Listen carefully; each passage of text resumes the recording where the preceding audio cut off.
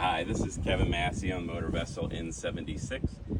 We wanted to do a video today about bringing in or retrieving the flopper stoppers.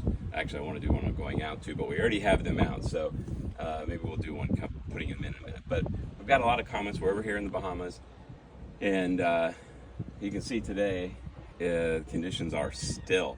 So we certainly don't need them, but we have, my wife and I, Noelle, we've certainly just gotten in the habit of putting them out every time we anchor, no matter what, because the conditions can change, and it's sure a lot more pleasant to put them in and retrieve them when the conditions are good. So I've got them in. I'm going to go over putting in what we've had the boat for a little over 6 years now, and we really just started last season. So this is our second season of using them all of the time.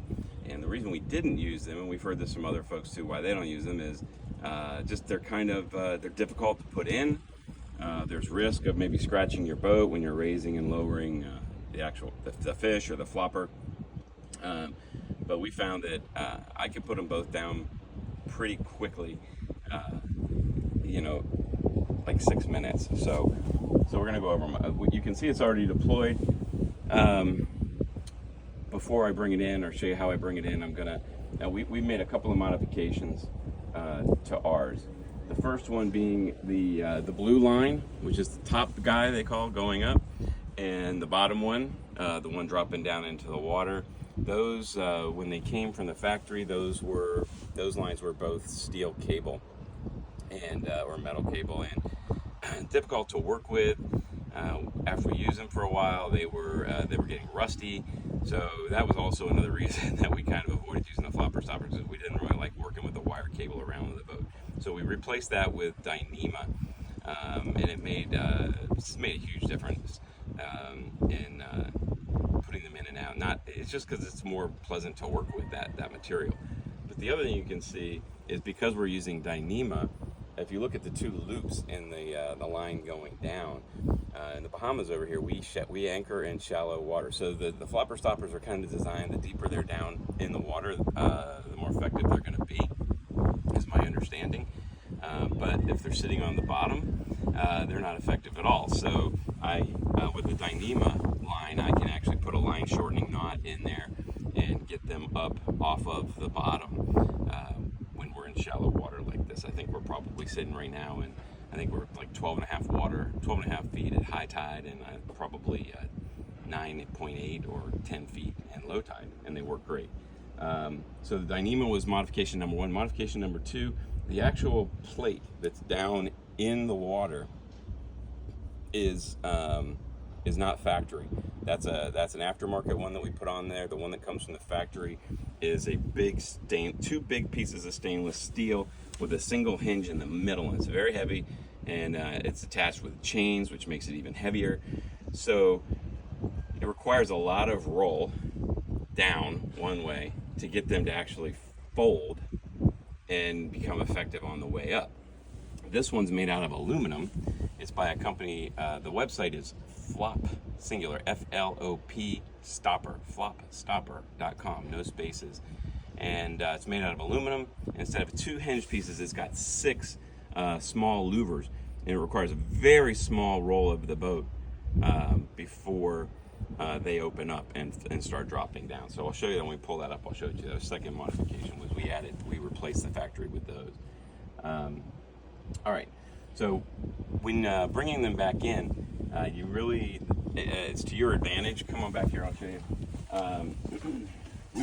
We put a retrieval line on it. So the down guy is actually attached to the center of that plate. So if I was to try and retrieve it from there, I'd be pulling this plate up from the top. I'd be bringing it up horizontally. With this retrieval line is attached to one of the corners. So as I bring it in, it's turning the plate vertical, which makes it a lot easier to pull through the water. It's also a lot better when it's, on the side of the boat. You don't have, vertical position along the side is much better than horizontal. Okay, so we're getting kind of reason number one why I hear people don't use the flopper stoppers. They don't want to scratch up the side of the boat. I don't want to scratch up the side of our boat either. So but I'm not concerned about letting it hit the side of the boat. Our boat has metal, stainless steel rub rails. So if I have to, if it's really windy, this thing could start moving around. And if it does start moving around, then I will let it rest against the side of the boat there. And because it's stainless steel, it's not scratching anything. I might even wait for a minute or two until the gusts stop or slow down. But at this point, it's not scratching the boat. Now, this next move, you can see we're doing this obviously from our pilot house level. He could do it from the main level as well, but I'm just going to bring it up. I lean out to keep it off the side of the boat, and as soon as I can, I grab this instead of the retrieval line and simply set it inside. So the down guy now is of no use. I'll go ahead and detach that, and I'm just going to drop it back in the water. Now you can see this is the Aftermarket flop stopper. If you have a smaller boat or you don't have a place to store these for whatever reason, they do break down, and it stores into an area the width of 2 of these and the length of 2 of these. It disassembles and it stacks up, and you wrap it up in a towel and tie it with some straps like this, and it's very very compact. We will store ours, but the second thing that makes deploying these, and we're going to be re-anchoring later on today, so I'm not going to put this away. I'm going to leave it right here. I use a tie strap. I tie it tightly to the rail, and it's not going to go anywhere. So the flopper itself is in. I'll clean up my lines later. The next thing we got to do is get this pole in. The pole is being held in place back here.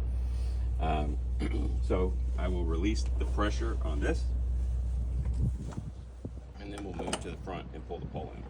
So I just let the line, you can see the line's getting slack. The pole's now ready to come in. Let's go back up to the front. This is one of the, you can see the pole's already kind of starting to move as the boat rolls. But, and so this also stresses out people too. But keep in mind, this is a one-person job for us here on the boat. I'll start bringing this pole in. The closer it gets to the boat, the faster it starts moving, and that's stressful. So as I'm pulling this in, I'm keeping my eye on the top guy, and that's where I'm going to catch it. So this is totally in control. It's not going to bang the side of the boat, and I just got to secure it here. So I'll go ahead, I'll push down on this line and put it, secure it in its mount.